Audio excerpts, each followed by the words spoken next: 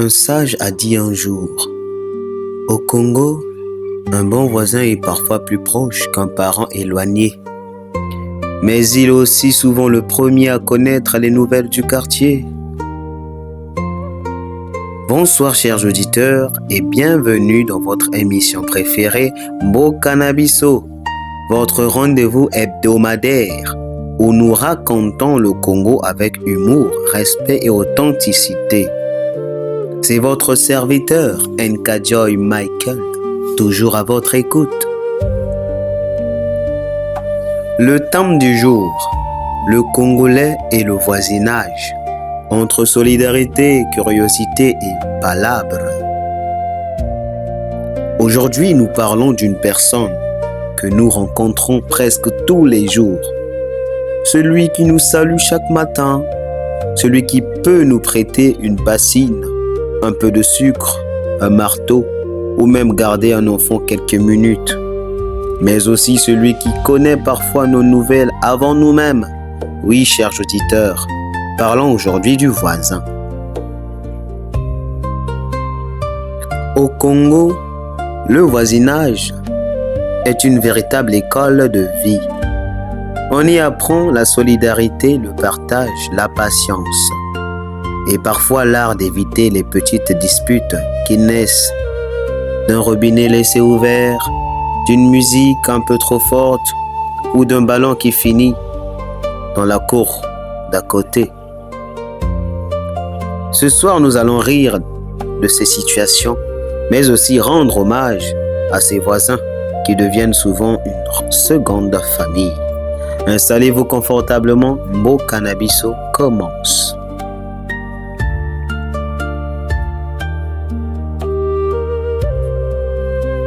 Ce soir, j'ai une nouvelle histoire à vous raconter. C'est l'histoire du voisin journaliste. Nous avons 3 personnages. Notre cher Patrick Junior et cette fois-ci maman Cécile la voisine. Patrick. Bonjour maman Cécile. Maman Cécile. Bonjour mon fils. Je rentre seulement. Patrick. Oui. Maman Cécile. Tu étais où comme ça? Patrick répond. Au travail. Maman Cécile. Ah bon? Pourtant j'étais vu sortir avec une chemise bleue, puis revenir avec une blanche. Tu as changé en route ou quoi? Rire. Junior intervient. Maman Cécile connaît même les couleurs des chaussures de tout le quartier. Maman Cécile. Mon fils, ce n'est pas de la curiosité, c'est la sécurité du quartier. Oh. Chronique. Le voisin, un pilier de notre communauté. Derrière les blagues, le voisin occupe une place importante dans notre société. Quand une famille organise un mariage, les voisins viennent installer les chaises, monter les tentes et accueillir les invités. Lors d'un deuil, ils restent présents pour réconforter la famille, préparer les repas et partager la peine. Quand un enfant tombe malade en pleine nuit, c'est souvent le voisin qui aide à trouver un moyen de transport. Voilà pourquoi le voisinage est une richesse qu'il faut préserver. Une communauté forte commence par de bonnes relations entre voisins. Parole au peuple. Question du jour. À présent, je me tourne vers mes chers auditeurs. Je vous pose la question. Moi particulièrement, j'ai mes réponses. Alors, je vous demande à vous. Quel est le plus beau geste qu'un voisin a fait pour vous? Quel est le plus beau geste qu'un voisin a fait pour vous? Moi, j'en ai 3 témoignages. Quand ma maison a pris l'eau pendant une forte pluie, mes voisins sont venus m'aider, sans attendre que je les appelle. L'autre fois, pendant mon mariage, ce sont les voisins qui ont préparé les repas jusqu'au petit matin. Et la dernière fois, j'ai perdu mes clés. Mon voisin m'a hébergé avec ma famille pour la nuit. N'est-ce pas fantastique? Le voisinage. Voilà le Congo que nous aimons, un peuple qui sait tendre la main.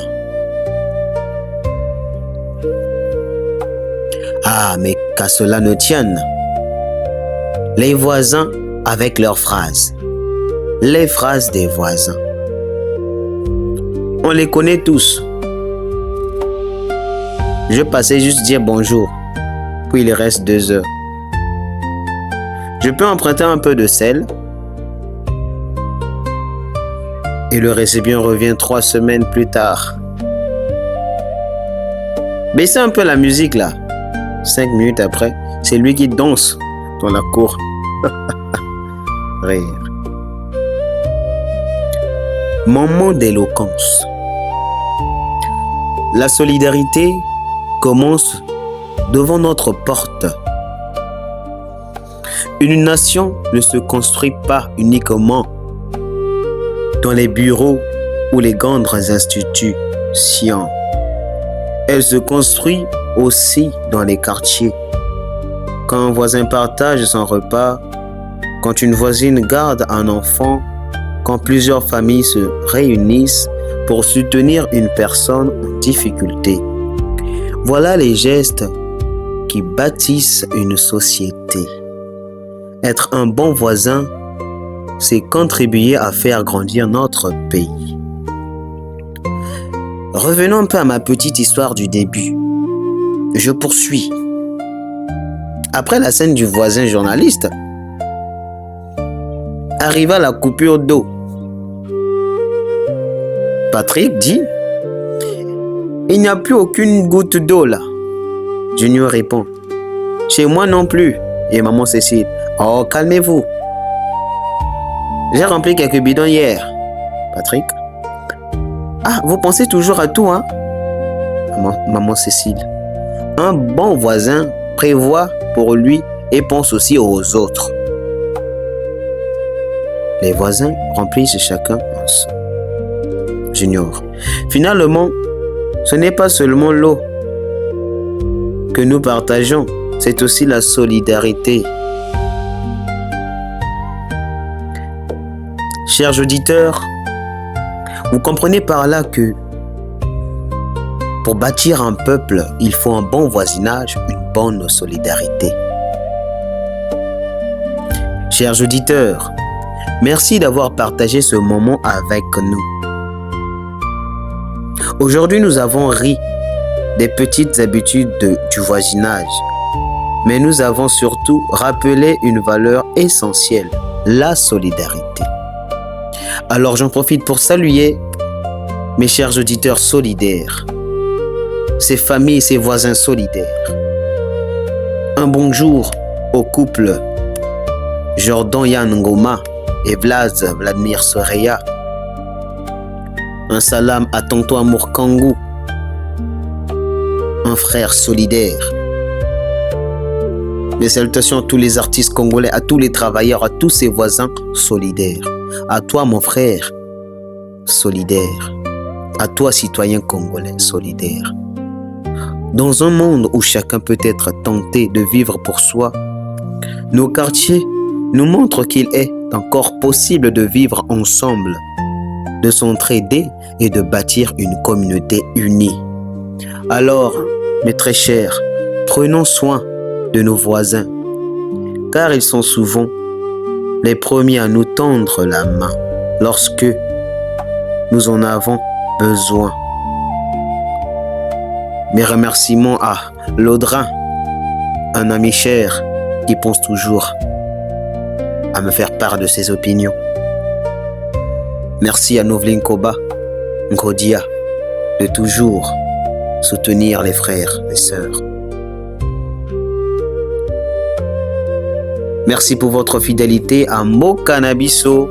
Rendez-vous la semaine prochaine pour un nouveau voyage au cœur de notre quotidien. Mokanabiso, nos réalités nous font sourire, nos valeurs nous font grandir. À la semaine prochaine.